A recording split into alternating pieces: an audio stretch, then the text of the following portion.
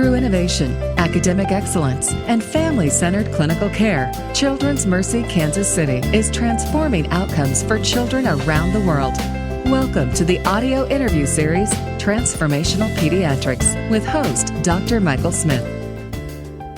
Welcome to Transformational Pediatrics. I'm Dr. Michael Smith, and our topic is the ketogenic diet, an effective, non-medication treatment for intractable epilepsy.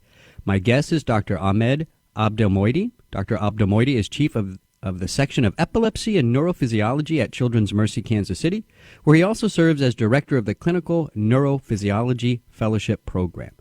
Dr. Abdelmoity, welcome to the show. Thank you very much. Thanks for having me. So how common is epilepsy in children?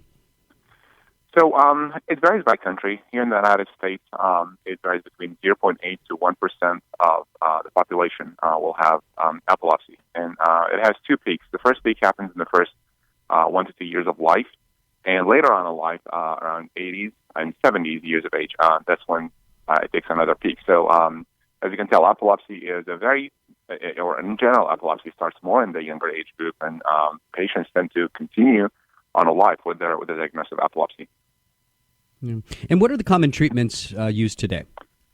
So depending on the type of epilepsy, there are two big main types of epilepsy, which are the focal epilepsy, which all the seizures are coming out of one focus, or the generalized epilepsy. So typically the first line of treatments are going to always be medications.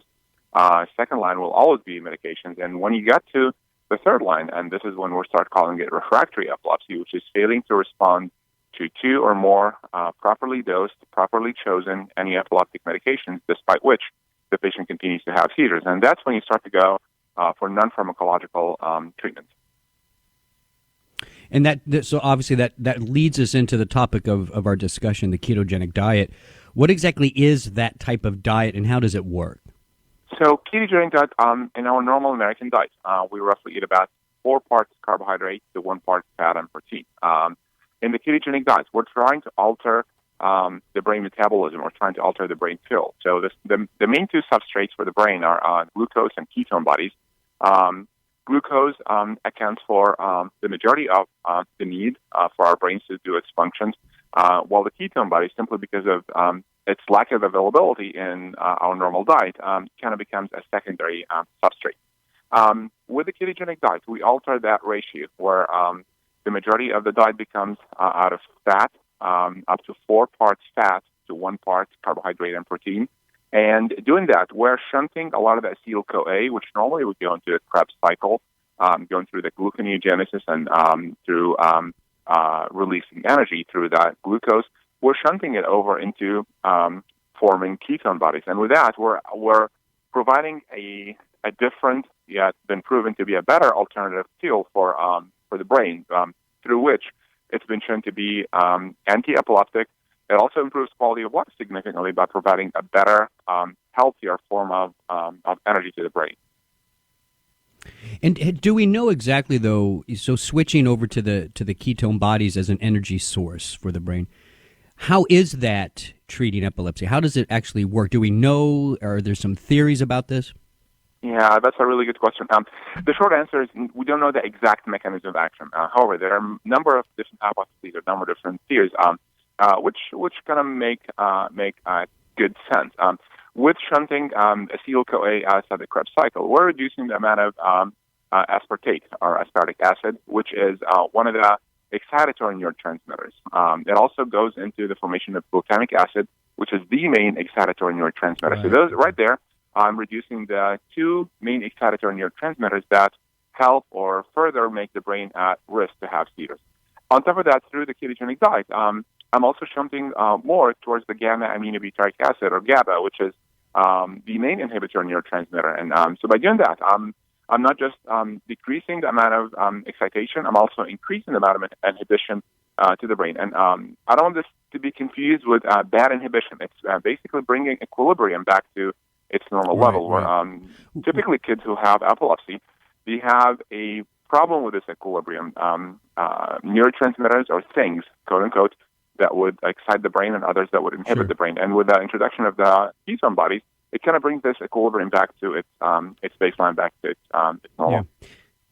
Yeah, we're starting to hear more in the field of psychiatry and neurology of this idea of an excitatory to inhibitory ratio, an EI ratio, and we're improving that ratio overall with the ketogenic diet. That seems to be the leading theories. Is that kind of a way to think of it?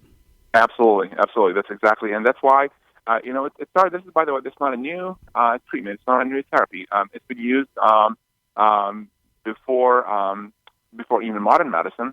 Hippocrates described a case where patients were put on strict water diet, and their seizures got better. So what was happening there is because of their fasting, or because of lack of any metabolism or decreased metabolism, I should say, that's when ketone bodies started happening. Even in the 1500s, there was a Syrian physician describing putting patients on high-fat diets have led to improving seizures. So ancient Egyptians used to think that epilepsy is related to bad spirits and demons, and they used to lock patients for days, and with locking them, they would not feed them. So that fasting led to development of ketones, and there are reports of those patients getting better by being quote unquote locked. It's not because of the locking, but it's because of the formation of the ketone bodies, which exactly brings back that equilibrium. So now it's used for different other conditions in neurology, including Alzheimer's disease, multiple sclerosis. It's starting to be even expanding more far beyond epilepsy now. Yeah, it's interesting. I remember in the 70s and 80s, people talked more about the ketogenic diet. It kind of fell out of favor, but it does seem to be coming back as we understand a little bit more of that excitatory to inhibitory balance in the brain. Now, what about, so when a child starts the ketogenic diet, do you also try to reintroduce some of the medications at that point, or is it just you're controlling it purely by diet? Yeah, so that's a good question. So typically, like I mentioned, the diet will never be a first-line treatment because of the risk-benefit ratio. So typically, patients who get started on a ketogenic diet, they already are on probably at least 2 seizure medications. And to see the efficacy of the diet and to make sure that we assess tolerability, the diet gets started in addition to the medications. And as time goes by, typically by 3 to 6 months of being in the ketogenic diet, we reassess the seizure frequency, the quality of life improvement, and depending on how the patients are doing, a lot of them, actually up to 80%, were able to wean some of the medications down. We don't always stop all seizure medications because of the seizures do not all the time 100% stop. Right. But for the most part, about 80% of the patients were able to wean some of the medications, or at least take 1 or 2 of the medications they're on, because now the ketogenic diet is replacing the antiepileptic effect of those medications. So you've mentioned a couple times improvement in quality of life, and I think that's an important discussion here. So you find when children follow the ketogenic diet, there's no developmental issues. They're growing, they're gaining weight. Is all that still happening? Yeah. So in general, let me take a step back, and I'll come back to that question. So in general, treatment of epilepsy, when a kid gets first diagnosed with epilepsy, our treatment goal is seizure-free and side effect-free, and that's when the kid is on 1 medication, 2 medications, or up to 3 seizure medications. Past that point, which happens in about 35% of the patients, so a third of the patients with epilepsy will continue to have pharmacoresistant or drug-resistant epilepsy or refractory epilepsy, all synonymous names for seizures that are not responding to the seizure medications. At that point, that's when we need to go for a non-pharmacological option, ketogenic diet being one of them. And at that point also, that's when the goal changes, or the goal alters a little bit from being seizure-free and side effect-free to getting the best quality of life, what I call the sweet spot. So, and that means minimizing seizures to its bare minimum. Whatever that bare minimum will be. Some kids might have 100 seizures a day. If I'm able to get seizures down to 1 a week, that's a significant improvement in seizures.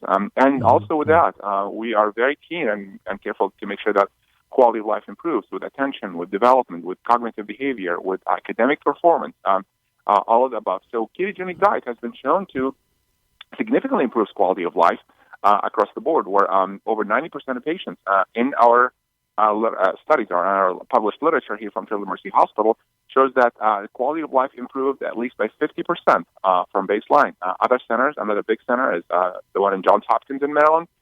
They're reporting in the 70% of the patients their quality of life significantly improved. So yes, it does significantly improve, and I think we know that it's multifactorial.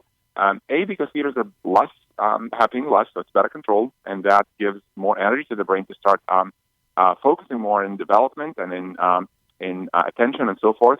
a lot of times reducing the seizure medications, that alleviates a lot of the side effects, which a lot of times hinders the development and the quality of life. So it's been shown across pretty much all studies how significantly ketogenic diet improves quality of life, which is not something that happens with all seizure medications. Yeah, that's interesting, and that's good news to hear. So the Comprehensive Epilepsy Center at Children's Mercy, you actually in this program have a professional chef. Is that correct? Is that unique to your program? It is very unique to our program, actually, and it's one of those things that it makes us. We are one of the largest programs in the country, actually, in the world, providing the ketogenic diet. And one of the issues, one of the problems we sometimes face during the ketogenic diet, with all its efficacy, with all its greatness, is compliance or adherence, where the patients might not be able to continue to eat the content of the diet. And that's when I approached administration, and they agreed to have a ketogenic diet chef. And she's made tremendous differences in our kids' lives. Having things on the menu, including pizza, peanut butter sandwiches, cupcakes, things that are not on any traditional ketogenic diet menu. However, because how she makes them out of special ingredients, coconut flour, using some macadamia grinds and some other ingredients that kids are a lot of times actually are continuing to eat, to be able to eat pasta and things that they like. So it did make a huge difference in especially our teenage patient group. That made a huge difference. And we even set a kitchenette in the hospital to show the families how to cook those meals, how to prepare the ingredients. We provide them with the menus. So for breakfast, they'll have a set of like 10, 15, lunch and dinner, same thing. Yeah.